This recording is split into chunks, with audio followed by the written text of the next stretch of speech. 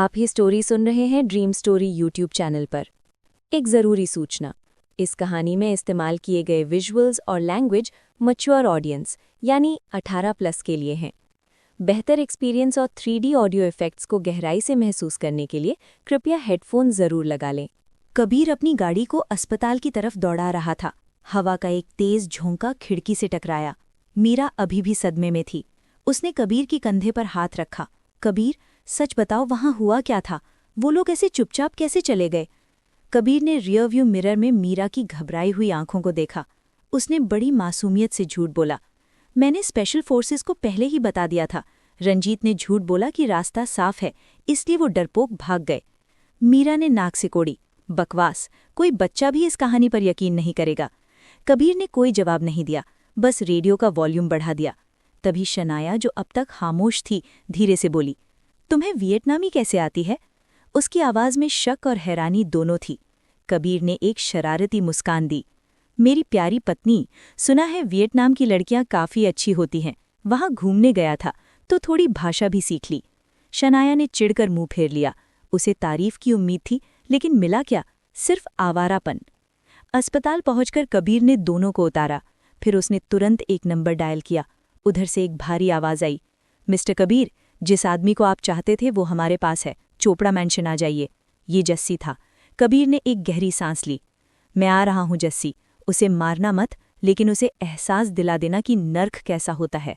आधे घंटे बाद कबीर की गाड़ी चोपड़ा मैंशन के पोच में रुकी। शाम ढल चुकी थी। बंगले के चारों तरफ सन्नाटा पसरा हुआ था। गेट पर खड़े गार्ड्स ने कबीर को देखते ही सर झुका लिया। अंदर जस्सी खड़ा था, सफ़ेद शर्ट, कलाई पर सोने की रोलेक्स और चेहरे पर एक विजयी मुस्कान। आइए मिस्टर कबीर, सब सेट है? लगता है तुम्हारे दिन अच्छे चल रहे हैं जस्सी, रोज का बिजनेस संभाल रहे हो। कबीर ने इधर उधर देखते हुए मजाक किया। जस्सी थोड़ा शर्मा गया। सब रोज मैडम की कृपा है। उन्होंने सरदार खान को ऐसा उल्लू बनाया कि वो मुझे अब अपना आदमी मानता है। कबीर ने सर हिलाया। रोज वाकई होशियार थी। रंजीत कहाँ है? जस्सी ने गैराज की तरफ इशारा किया।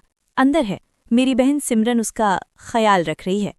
कबीर जैसे ही गैराज की तरफ बढ़ा, उसे जले हुए टायरों और खून की मिलीजुली बदबू आई। गैराज का दरवाज़ा खुलते ही एक दिल दहला देने वाला नज़ारा सामने आया। सिर्फ एक पीली बल्ब की रोशनी जल रही थी। छत से एक आदमी उल्टा लटका हुआ था। वो रंजीत था। उसका शरीर जख्मों से भरा था और वो दर्द से कराह रहा था। लेकिन कबीर की नज़र एक कोने में खड़ी लड़की पर गई। वो सिमरन थी। उसके हाथ में एक लोहे की जंजीर थी। उस जंजीर के दूसरे सिरे पर एक इंसान बंधा हुआ था। वो इंसान नहीं, अब एक जानवर लग रहा था। गंदे उलझे बाल, कपड़े फटे हुए और मुंह से लार टपक रही थी। वो रंजीत के पैरों को नोच रहा था, बिल्कुल एक पागल कुत्ते की तरह। सिमरन पागलों की तरह हंस रही थी। शाबाश चिंटू, कांटे से और जोर से। जस्सी भी ये देखकर सिहर गया। सिमरन, ये थोड़ा ज्यादा नहीं हो गया? सिमरन ने पलटकर देखा। उसकी आंखों में वो पागलपन था जो किसी दवा से ठीक नहीं हो सकता। मिस्टर कबीर को गुस्सा दिलाने की सजा यही है। कबीर उस जानवर बने आदमी के पास गया। उसने ध्यान से उस गंदे और सूखे चेहरे को देखा। कबीर की आंखों में पहचान की एक चमक आई। ये तो वही है, चिंटू। सिमरन का ये पालतू जानवर कोई और नहीं बल्कि शहर के सबसे अमीर घर का बिगड़ा हुआ बेटा चिंटू है। रंजीत का अंजाम क्या होगा, और क्या कबीर इस पागलपन को रोकेगा या इसे और बढ़ावा देगा? देखिए अगला एपिसोड। वो कुणाल है? कबीर की आंखों में अविश्वास था। सामने जो शख्स था उसे इंसान कहना इंसानियत की तौहीन होगी। पिचका हुआ चेहरा, घास फूस जैसे बाल और शरीर पर अनगिनत खरोंचे। कुणाल, जो कभी रईसज़ादा हुआ करता था, अब पागलपन की हंसी हंस रहा था। सिमरन की आंखों में नफरत का ज्वार था। हाँ, अब इसका नाम कुणाल नहीं है, अब ये मेरा कुत्ता है। सिमरन ने अपने हाथ में थमी जंजीर को जोर से खींचा। कुणाल, जो पागलों की तरह माथुर को पीट रहा था, एक चीख के साथ जमीन पर गिरा और फिर एक पालतू जानवर की तरह रेंगते हुए सिमरन के पैरों के पास आया और उसके जूते चाटने लगा। कबीर ने देखा कि उसके गले में बाकायदा एक कुत्ते का पट्टा बंधा था। जस्सी ने दांत पीसते हुए कहा, मेरा बस चले तो अभी इसके भेजे में गोली उतार दूं। मौत तो बहुत आसान सजा है जस्सी, सिमरन ने ठंडे स्वर में कहा। मैं इसे तड़पाऊंगी। हर रात वो लोग इसके साथ खेलेंगे जिन्हें इसने कभी सताया था। कबीर सर, क्या मेरे पेट की और ज़रूरत है? कबीर ने माथुर की तरफ देखा जो दर्द से बेहोश पड़ा था। नहीं, बस जान से मत मारना, बाकी तुम्हारी मर्जी। कबीर वहां से निकल गया। उसे तमाशा देखने का शौक नहीं था। रस्ते में जस्सी का फोन आया। माथुर पागल हो चुका था। करोड़ों का मालिक आज सब कुछ हारकर मानसिक संतुलन खो बैठा था। शायद यही उसका मोक्ष था। अभी कबीर इस फलसफे में उलझा ही था कि मीरा का फोन आ गया। जी मिस मीरा, अब क्या हुक्म है? कबीर ने थकी हुई आवाज में पूछा। तुम्हें मुझसे बात करना टॉर्चर लगता है क्या? मीरा की आवाज में वही पुरानी कड़वाहट थी। टॉर्चर नहीं, बस डर लगता है कि कहीं फिर किसी उधारी वसूलने के लिए ना बुला रही हो। बकवास बंद करो कबीर, मैं तुम्हें थैंक यू बोलने के लिए डिनर पर ले जा रही हूँ। चुपचाप पार्किंग में आ जाओ। उसने फोन काट दिया। कबीर के पेट में चूहे दौड़ रहे थे तो वो सीधा यूलेई इंटरनेशनल की बेसमेंट पार्किंग में पहुंचा। कोने में खड़ी लाल ऑडी A4 के पास मीरा खड़ी थी। Black cotton dress, high heels और खुले बाल। अगर कबीर को पता न होता कि ये औरत कितनी खतरनाक है तो वो शायद आज उस पर दिल हार बैठता। बैठो। मीरा ने कोई भूमिका नहीं बांधी। गाड़ी जैसे ही हाईवे पर चढ़ी, स्टीरियो पर पुराने अंग्रेजी गाने बजने लगे, बीटल्स और रोलिंग स्टोन्स। तुम्हें पुराना संगीत पसंद है? कबीर हैरान था। मुझे लगा तुम मॉडर्न हो। मीरा ने एक तिरछी नज़र उस पर डाली। नई चीज़ें लोग भूल जाते हैं कबीर, याद सिर्फ वो रहता है जिसमें गहराई हो। पर तुम जैसे छिछोरे ये नहीं समझेंगे। मैं समझता हूं ना, जैसे 2 साल पहले मुझे जेसिका एल्बा हॉट लगती थी, पर जब वो प्रेग्नेंट हुई तो पुराने सपने और हसीन हो गए। मीरा का मन किया कि स्टीयरिंग छोड़कर उसे लात मार दे। बाकी का रास्ता खामोशी और रॉक एंड रोल के बीच कटा। उतरो, हम पहुंच गए। गाड़ी रुकी तो कबीर ने खिड़की से बाहर देखा। सामने कोई 5 स्टार होटल नहीं, बल्कि नदी किनारे लगा एक ढाबा था। तुम श्योर हो कि हम यहीं खाना खाएंगे? क्यों, तुम्हें शर्म आ रही है? मीरा ने उसे घूरा। कबीर ने कंधे उचकाए। उसे लगा था कि मीरा अपने स्टेटस के हिसाब से किसी फ्रेंच रेस्टोरेंट में ले जाएगी। खैर, जब तक बिल कोई और भर रहा है, ढाबा भी चलेगा। शांति मासी का ढाबा।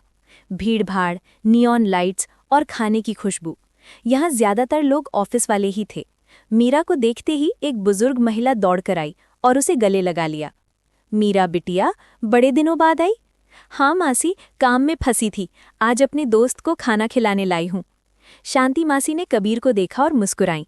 अच्छा, तो ये बॉयफ्रेंड है? बताया नहीं मासी को? मीरा का चेहरा लाल हो गया। अरे नहीं मासी, ये मेरी बेस्ट फ्रेंड का पति है और मेरा कलीग भी।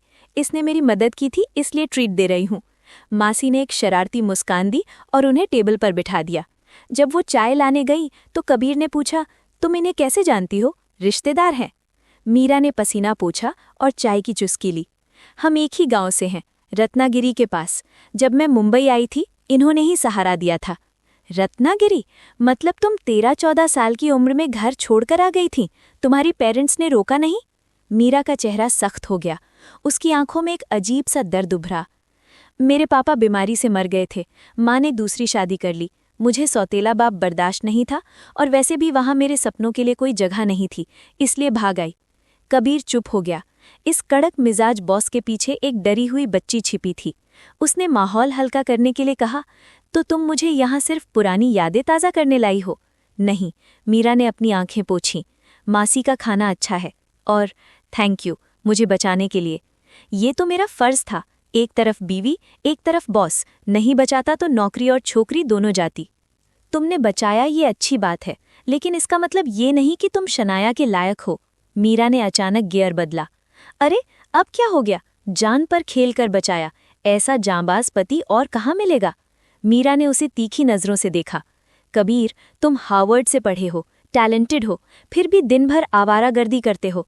दुनिया में वो लोग बुरे नहीं होते जो नाकाबिल हैं। बुरे वो होते हैं जो काबिल होकर भी अपनी जिंदगी बर्बाद कर रहे हैं। शनाया को एक हीरो चाहिए, एक जोकर नहीं। कबीर सन्न रह गया। मीरा की बातें किसी चाबुक की तरह लगी। क्या सच में वो अपनी जिंदगी बर्बाद कर रहा था? तभी कबीर की नज़र मीरा के पीछे एक साये पर पड़ी, जो तेजी से उनकी तरफ बढ़ रहा था। कबीर की छठी इंद्रिय ने खतरे की घंटी बजाई। उसने मीरा का हाथ पकड़ा और चिल्लाया, मीरा, नीचे झुको। क्या हुआ? बोलती बंद हो गई? तुम्हें एहसास भी है कि तुम कितने ढीठ हो? मीरा ने उसे घूरते हुए पूछा। कबीर ने एक बेफिक्र हंसी हंस दी। मैं तुमसे बहस नहीं करूंगा। वैसे भी ये शादी मेरी मर्जी से नहीं हुई थी। कुछ बातें शब्दों में नहीं समझाई जा सकती। मीरा का गुस्सा 7वें आसमान पर था। मैं ये सब तुम्हारी भलाई के लिए कह रही हूँ। तुम बेवकूफ़ नहीं हो, हार्वर्ड से पढ़े हो, इतनी भाषाएं जानते हो, फिर भी करियर को लेकर सीरियस क्यों नहीं होते?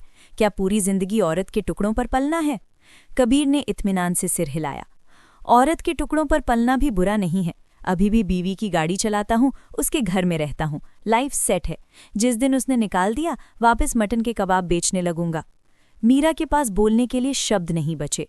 उसने गहरी सांस ली और शांति मासी को आवाज लगाई। मासी, 2 बोतल देसी दारू लाना, सबसे कड़क वाली। कबीर ने चौंक कर पूछा, देसी? ओल्ड मॉन्क तो नहीं? चुपचाप पियो, वरना तुम जैसे आवारा को झेलना मुश्किल है। मीरा ने उसे आंख दिखाई। शांति मासी ने रत्नागिरी स्टाइल का तीखा खाना और 2 बिना लेबल वाली बोतलें रख दीं। मीरा ने 1 बोतल खोली और कबीर के ग्लास में डाली। पी सकते हो? कबीर ने बोतल सूंघते ही नाक सिकोड़ ली। विदेश में महंगी शराब पी थी, लेकिन ये देसी बम उसके लिए नया था। थोड़ा कम लूंगा, आदत नहीं है। नामर्द, मीरा ने ताना मारा और खुद एक बड़ा घूंट भर लिया।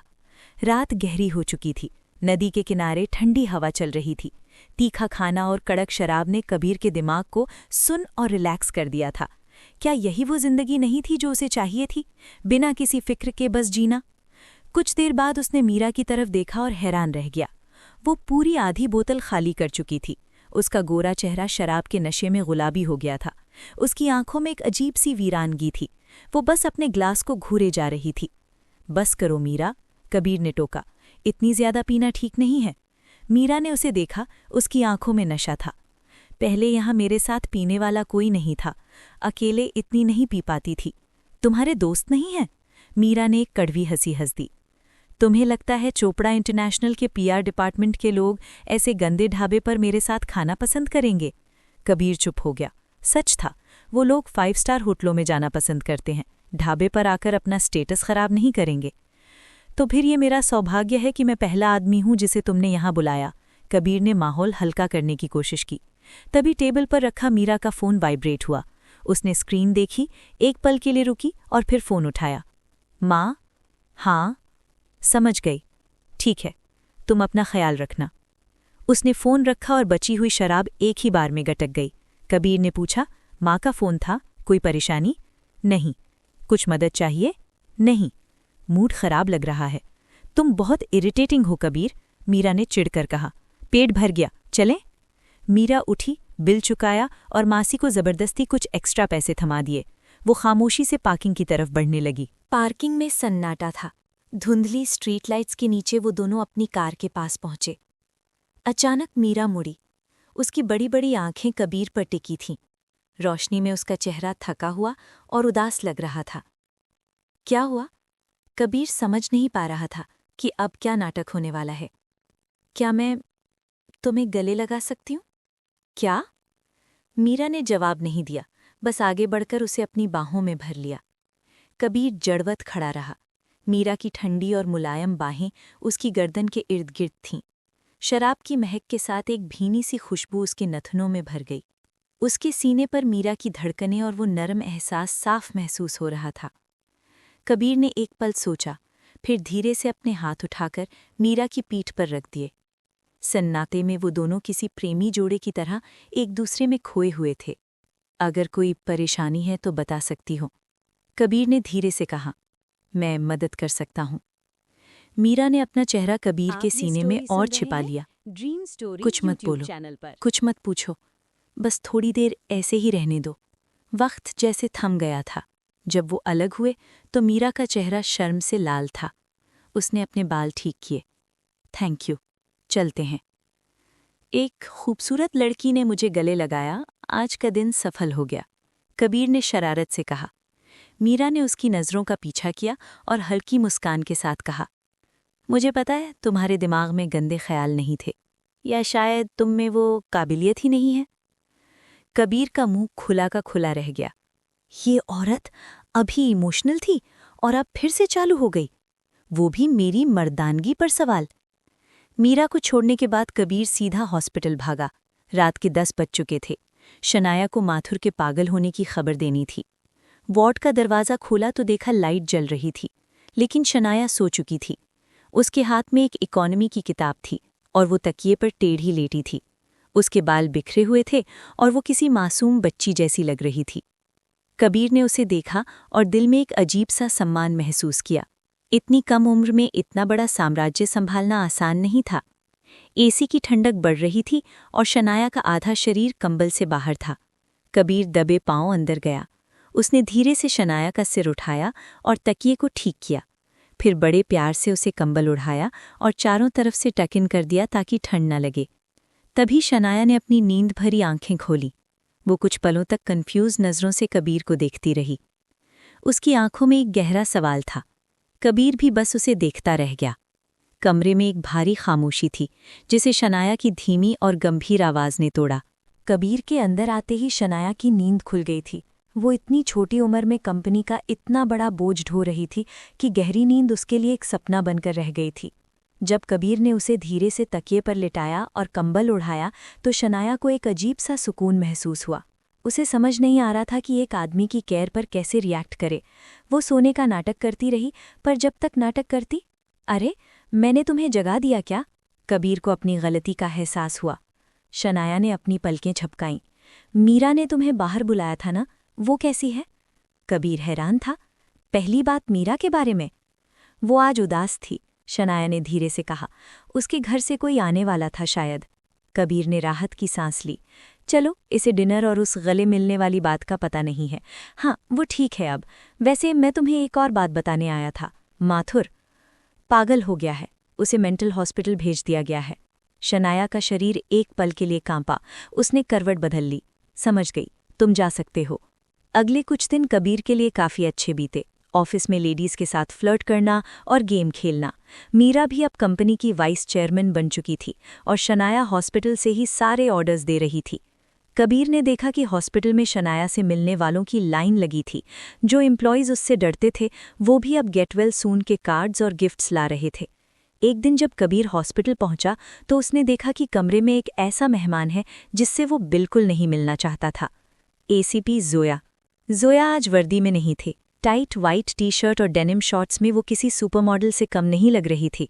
उसका वो सख्त पुलिसिया अंदाज कहीं गायब था। उसकी जगह एक रिलैक्स्ड और मॉडर्न लड़की खड़ी थी। अरे वाह, आज तो चांद जमीन पर आ गया। एसीपी जोया यहाँ? कबीर ने मुस्कुराते हुए कहा। जोया ने उसे घूरा। मुझे पता है तुम मुझे यहाँ देखकर खुश नहीं हो। मैं शनाया से मिलने आई हूँ। वो शनाया के बेड के पास गई और एक डब्बा मेज़ पर रख दिया। ये लो, तुम्हारे फेवरेट तिल के लड्डू। शनाया के चेहरे पर एक हल्की मुस्कान आ गई। थैंक्स जोया। थैंक्स की बच्ची, जोया ने नकली गुस्सा दिखाया। शादी कर ली और बताया भी नहीं? हम बचपन के दोस्त हैं यार। शनाया ने नज़रें झुका ली। खैर छोड़ो, जोया ने बात बदली। दादाजी ने याद किया है तुम्हें, कह रहे थे अपना ख्याल रखना। दादाजी शब्द सुनते ही शनाया का चेहरा सख्त हो गया। मुझे उनकी फिक्र नहीं चाहिए, मेरा कोई दादा नहीं है।